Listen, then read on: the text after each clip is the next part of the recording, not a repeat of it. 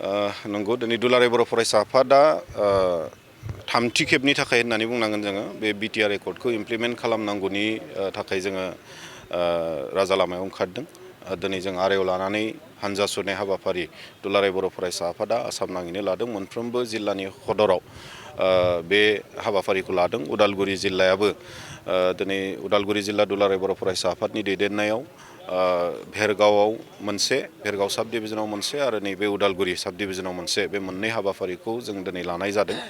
आरो बे हाबाफारिनि गेजेरजों जों भारत सरकार आरो आसाम सरकारखौ जों बेखौनो दाबि दैखांनो लादों जे थांनाय 2020 मायथाइयाव जि मोनसे बिटिआर एकर्डखौ खालामबाय, बे एकर्डखौ जि मोनसे स्पिरिटजों जि मोनसे गुडविल बयनिबो लालायनानै बे एकर्डखौ माने खालामनाय जादोंमोन, बे एखे स्पिरिटखौ लानानै बेखौ इमप्लिमेन्ट खालामनायनि बेलायावबो जाहाथे भारत सरकार आरो आसाम सरकारा खोब गोसो होयो, जोङो बेखौनो दाबिनानै जों लानाय जादों। थांनाय 29 अक्ट'बराव जोङो रेलि लादोंमोन।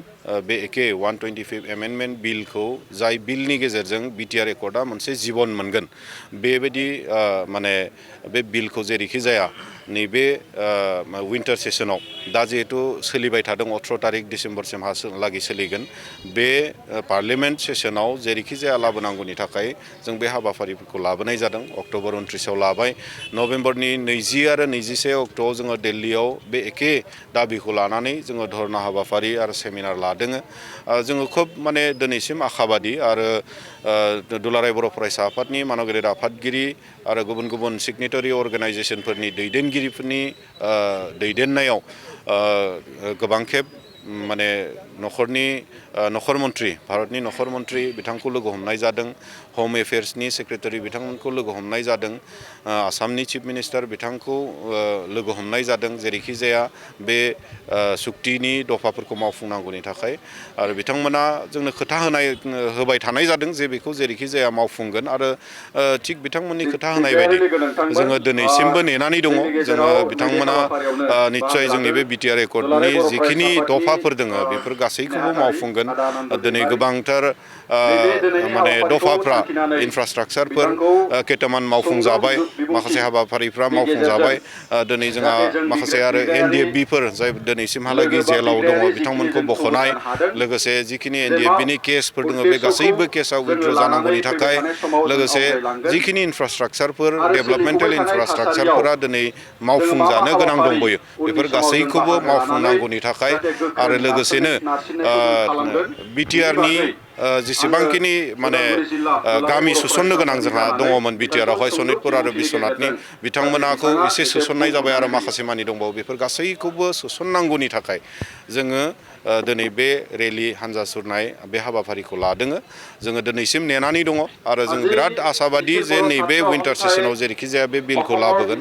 आरो जुदि लाबोआ, बिनि थाखाय जोंखौ माने गुबुन माबा मोनसे आरोबाव आगोलनि बायदि साननो जाहाथे बाध्य खालामा जोंनि आसाम सरकार आरो भारत सरकारखौ दिनै नोंथांमोननि मिडियानि गेजेरजों दिनैनि बे हाबाफारिनि गेजेरजों जों माने फोरमायहरो। बे दफाफोरा मावफुंजायोब्ला दानि सोलिबाय थानाय बिटिसि सरकारनो मुलाम्फा जागोन। नाथाय एबसु समाजावनि सायाव दिनै दानि सोलिफु बिटिसि सरकारनिफ्राय बेबायदि मुलाम्फा मोननो मोनाखै।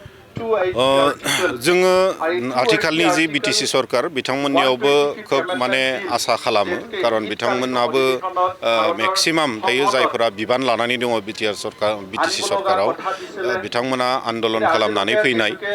दा बे हिसाबै आन्दलननि आरो मुंख्लंनि जि बिनिमयआव मोनबोनाय जि मोनसे दफा 2003 मायथाइयाव जि बिटिसि एकर्डखौ खालामबाय, बै समावबो माखासे माने मुंख्लंफोरनि थैनि बिनिमयआव गासै बर' रायजो राजाफोरनि खस्थ' खालामनाय गोबां माने नाजानायनि बिनिमयआव बे बिटिसि एकर्डखौ मोनबोदोंमोन।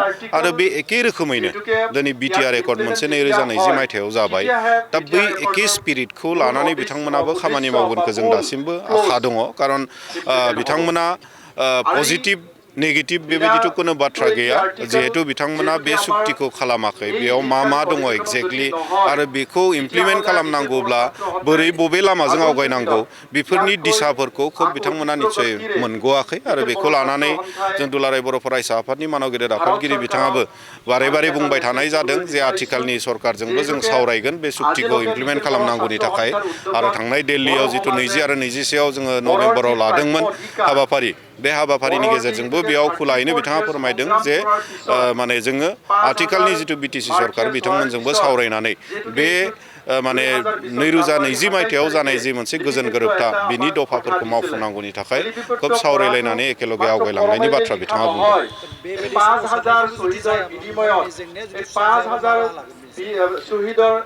दासिमहालागि जोङो मोनसे आखायाव दङ माने जोंखौ मोनसे आखाबो होनानै दोनदों बे हिसाबै जोङो खोब आखायाव नेनानै दङ जे बे गासैबो दफाफोरखौ मावफुंगोन आरो दिनैनि पार्लियामेन्ट सेसनाव जों नुदों जोंनि एमपि बिथांमोना बेखौ इमप्लिमेन्ट खालामनांगौनि थाखाय दाबि खालामदों। दरं उदालगुरिनि एमपि बिथाङाबो उदालगुरियाव जानो गोनां मोननै जि माने इन्स्टिटिउसन ट्राइबेल इउनिभारसिटि आरो NIT बेखौ लानानै बिथाङाबो दाबि दैखांदों। जों आसा खालामदों बेल' नङा गासैबो एमपिफ्रा जोंनि जि बिटिआर एकर्डआव थाफानाय जिखिनि दफाफोर दोङो 125 एमेन्डमेन्ट बिल, एन्टि डिफेक्शन ल, 280 आर्टिकोल जायनि गेजेरजों डाइरेक्ट फाइनेन्स जागोन बेफोर गासैखौबो लानानै मोजां मोनसे सरसा खालामना 125 एमेन्डमेन्टखौ लाबोगोनखौ जों आसा खालामनानै दोङो आरो दासिमहालागि जों नेनानै दङ।